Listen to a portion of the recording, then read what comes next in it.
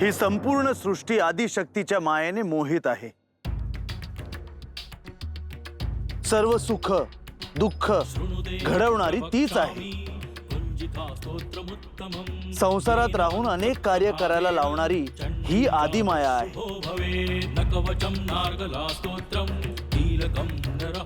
ही आदिमाया कोण आहे? जगाचे पालन पोषण करणाऱ्या भगवान विष्णूंची ती योग निद्रा आहे। तिच्याच योगाने सर्व जग मोह पावते। ती भगवती माणसाला मोहात पाडायला भाग पाडते। ती प्रसन्न झाली की मनुष्याला मोक्ष प्राप्तीचा वर देते। ती परमविद्या आहे आणि सर्व ईश्वरांची आदिश्वरी आहे।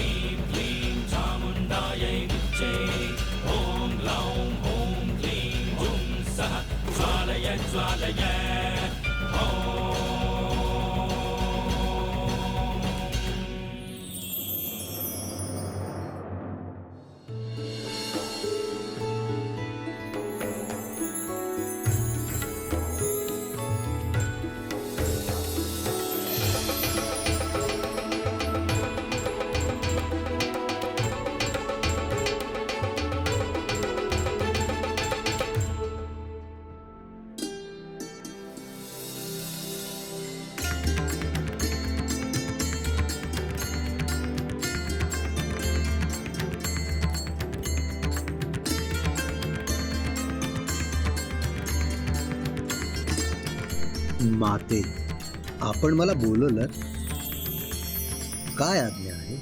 हनुमंता, मी तुला इथे ज्या कारणासाठी बोलावले आहे ते अत्यंत महत्त्वाचे आहे।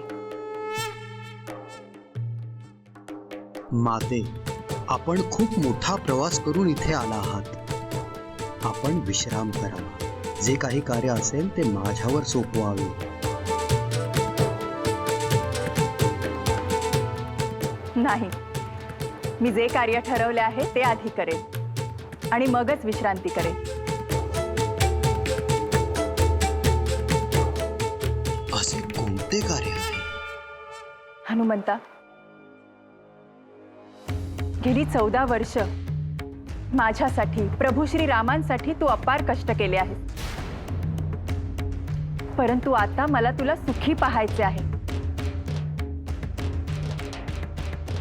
माते, प्रभू श्री रामचंद्र आणि आपली सेवा करण्यातच माझे सुख आहे। ते तुझे प्रेम आहे, तुझा भक्तिभाव आहे। माते, मला आपल्या सेवेशिवाय दुसरं काहीच नको आहे।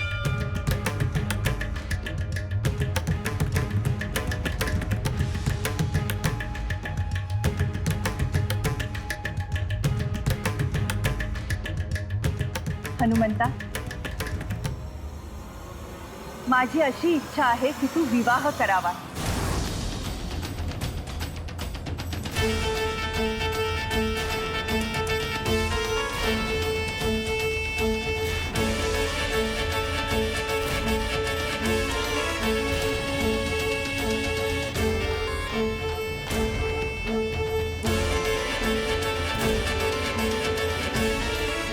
हे काय माते, मी विवाह कसा करू? तुझ्या विवाहाचे संपूर्ण दायित्व माझे राहील। माते, परंतु मी ब्रह्मचर्य स्वीकारले आहे आणि विवाह करायचा नाही असे माझे ठरले आहे। हनुमंता, तू मला माते समान समजतोस ना? आपण माझ्या मातृस्थानीच आहात। मग तू माझ्या इच्छेचा आदर का करत नाहीस?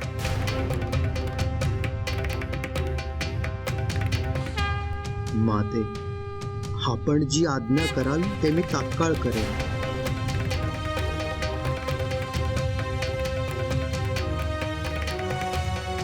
परंतु विवाह करण्याची माझी इच्छा नाही। परंतु मी तुझ्यासाठी कोणाला तरी वचन दिले आहे।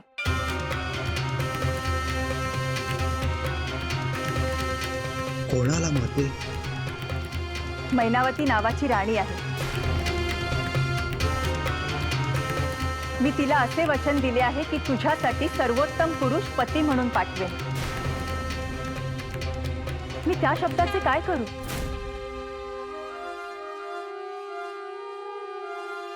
माते, मला तर शब्दच सुचत नाहीत. म्हणूनच मी जे सांगते आहे ते ऐक. मैनावती नावाची जी स्त्री आहे तिच्याशी विवाह करशील तर सुखी होशील.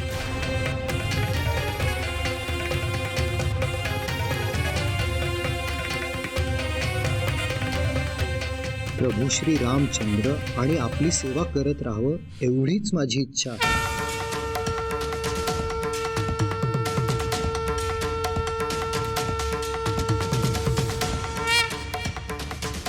याचा अर्थ तू माझे म्हणणे ऐकणार नाही. असं नाही माते. आपण जे सांगितलं ते माझ्यासाठी ब्रह्मवाक्य आहे.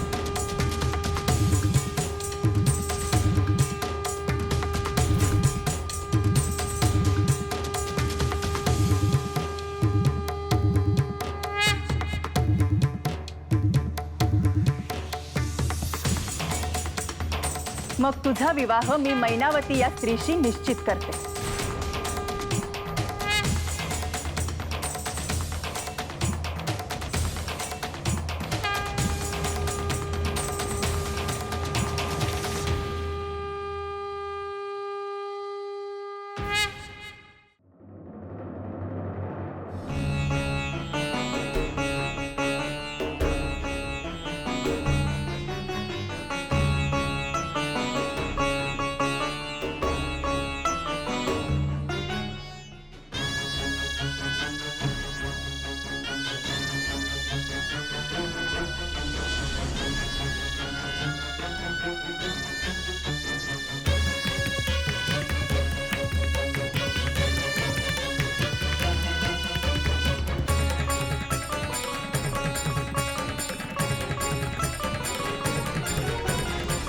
हनुमंता, माझी अशी इच्छा आहे की तू विवाह करावा.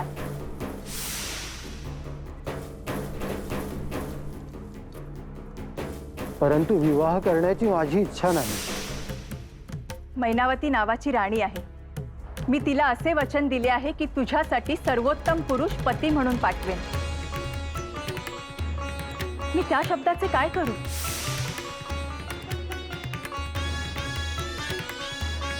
आपण जे सांगितलं ते माझ्यासाठी ब्रह्मवाक्य राहील. मग तुझा विवाह मी मैनावती या स्त्रीशी निश्चित करते.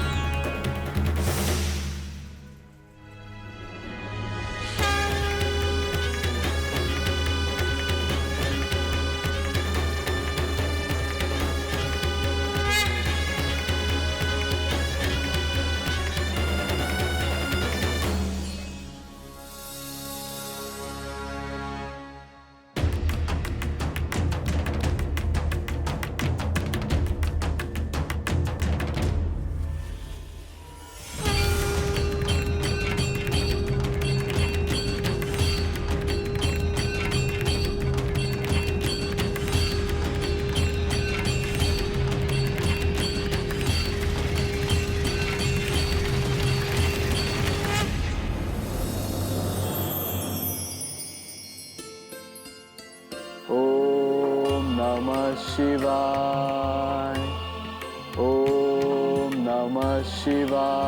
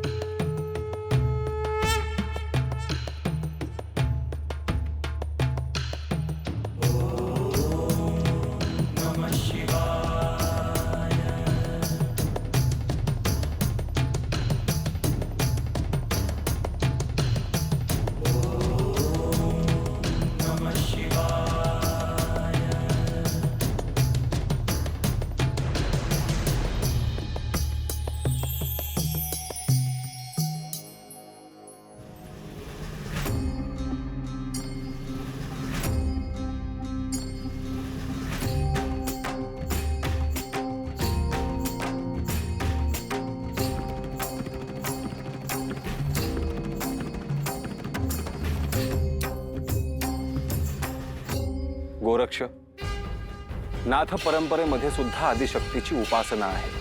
तिच्याविषयी अत्यंत श्रद्धा, भक्ती आणि अपार प्रेम आहे. या आदिशक्तीच्या अनेक रूपांबद्दल साक्षात श्री महादेव तुला सांगत आहेत. ह्यापेक्षा परमभाग्य काय असू शकते? श्री महादेव जे तुला सांगत आहेत ते सगळे प्राण एक करून ग्रहण कर. शिव आणि शक्ती एकच आहे. शिव शक्तीविषयी जे सांगतील ते दुसरे कोणीही सांगू शकणार नाही. सुरू झालेल्या शारदीय नवरात्रात तू शक्तीची उपासना कर. तुझ्या पुढच्या काळात आदिशक्ती तुला सहाय्यभूत होईल.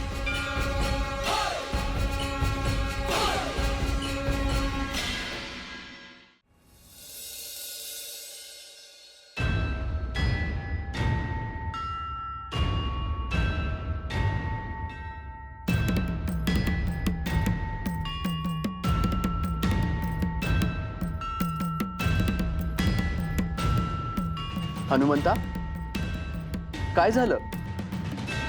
इतका उदास का दिसतोयस?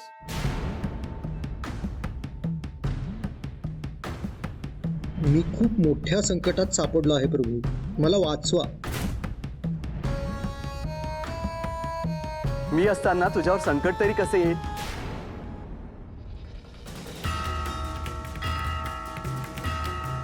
आणि तू स्वतः संकट मोचक असताना असा का घाबरलायस?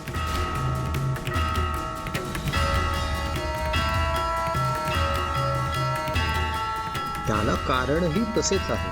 सांग बरं, काय कारण आहे? मला तरी कळू दे. पण मी कसे सांगू तेच मला समजत नाही. तू सांगितल्याशिवाय मला कसं समजेल?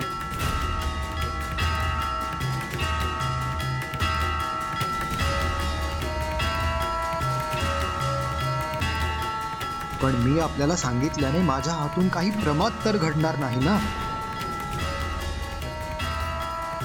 तुझ्याकडून असे काहीही घडणार नाही त्याची मला खात्री आहे. कसलीही भीती न बाळगता मला सांग.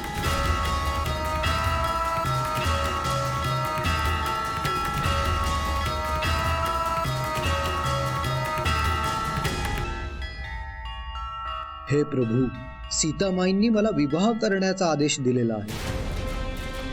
काय? हे कसं शक्य आहे? होय प्रभू, हे सत्य आहे.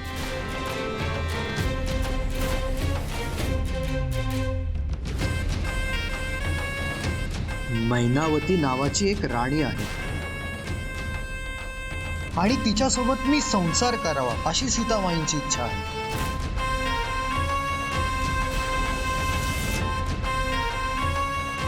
मग तुझे काय म्हणणे आहे?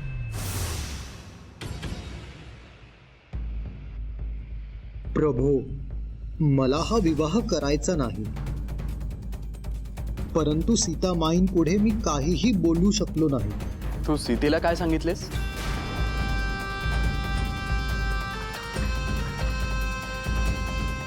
मी होकारही दिला नाही आणि नकारही दिला नाही. मी सीतेशी बोलतो, तू नंतर मला भेट.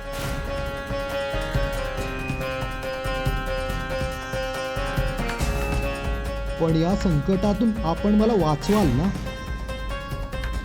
अर्थात, पण त्याआधी मला सीतेशी बोलावं लागेल.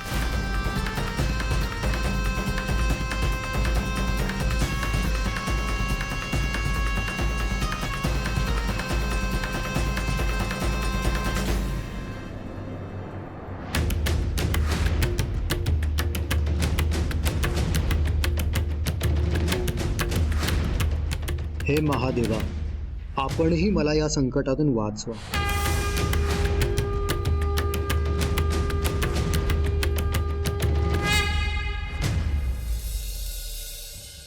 हे प्रभू, आपण या महामायेबद्दल सांगत आहात. तिची उत्पत्ती कशी झाली हे समजून घ्यायची मला उत्सुकता आहे. ही देवी कधी जन्मली नाही, ती नित्य आहेच. हे जे संपूर्ण जग आहे ते तिचेच रूप आहे. ती अनेक रूपात प्रकट होते. परंतु ती प्रथम प्रकट झाली त्याला काही कारण निश्चितच असेल ना? होय, श्री विष्णू जेव्हा योग निद्रेत होते तेव्हा मधु आणि कैटभ हे 2 दैत्य तयार झाले आणि ते ब्रह्मदेवाला मारण्यास निघाले. अशा वेळी ब्रह्मदेवानी निद्रा देवीची आराधना आणि स्तुती करायला सुरुवात केली. हे प्रभू, हे शब्द किंवा अशी स्तुती मला कशी समजणार? त्यांनी जे शब्द वापरले, जी स्तुती केली, ते मी तुला सांगतो. ब्रह्मदेव म्हणाले, देवी, तू स्वाहा, तू स्वधा, तूच वष्टकार आहेस. स्वर ही तुझेच स्वरूप आहे. तू अमृत स्वरूपी आहेस. नित्य अक्षर अशा ओंकारामध्ये अकार, उकार आणि मकार या तिन्ही मात्रांमध्ये तू स्थिर आहेस. त्या ओंकारामध्ये जिचा विशेष रूपाने उच्चार होत नाही अशी अर्धचंद्रकार, अर्धमात्रा ही तूच आहेस.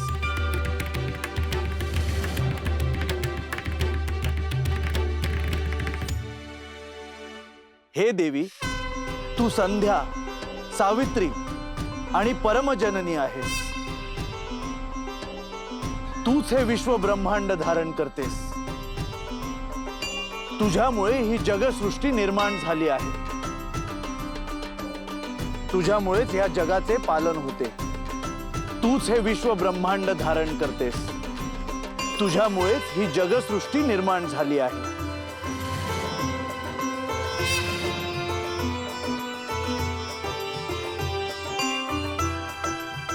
तुझ्यामुळे ह्या जगाचे पालन होते.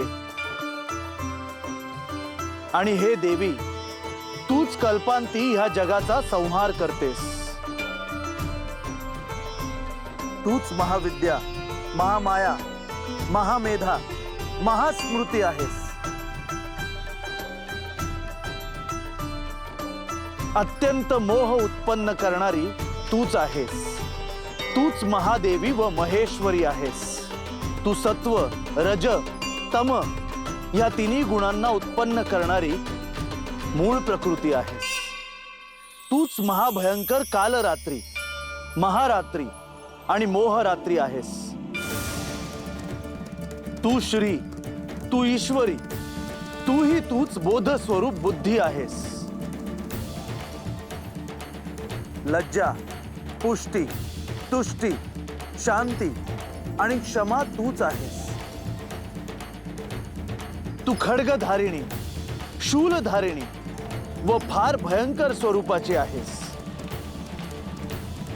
गदा, शंख, चक्र आणि धनुष्य धारण करतेस. बाण, भृशुंडी आणि धनुष्य ही तुझी शस्त्रे आहेत.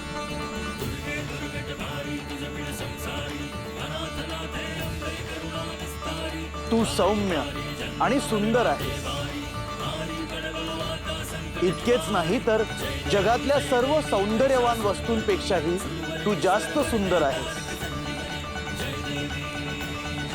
सर्व वर आणि अवर देवतांमध्ये तूच सर्वश्रेष्ठ परमेश्वरी आहेस. या जगामध्ये ज्या सत आणि असत गोष्टी आहेत त्या सर्वांची मूळ शक्ती तू आहेस. अशा अवस्थेत तुझी स्तुती मी काय करणार? जो या जगाच्या सृष्टीचे पालन आणि संहार करतो तो परमेश्वरही तुझ्यामुळे योग निद्रावश झाला आहे. अशा तुझी स्तुती करण्यास इथे कोण समर्थ आहे?